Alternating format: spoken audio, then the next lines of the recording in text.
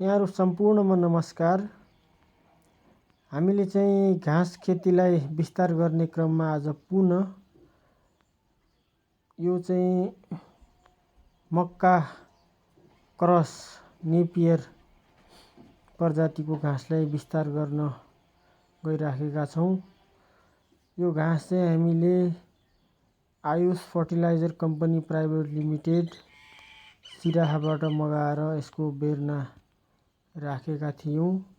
करिब 2 महिना अगाडि बेर्ना राखेका थियौं भने आज घाँस खेती विस्तार गर्ने क्रममा यसलाई हामीले खेतबारीमा सार्दै छौं। यसलाई हामीले बोटमा यसरी खनेर मल राखेर यसलाई लगाएका छौं। हाम्रो उद्देश्य चाहिँ यो करिब 3-4 वर्षसम्म यसले चाहिँ उत्पादन दियोस् भन्ने उद्देश्यका साथ यसरी बोट बोटमा मल हालेर लगाइएको छ।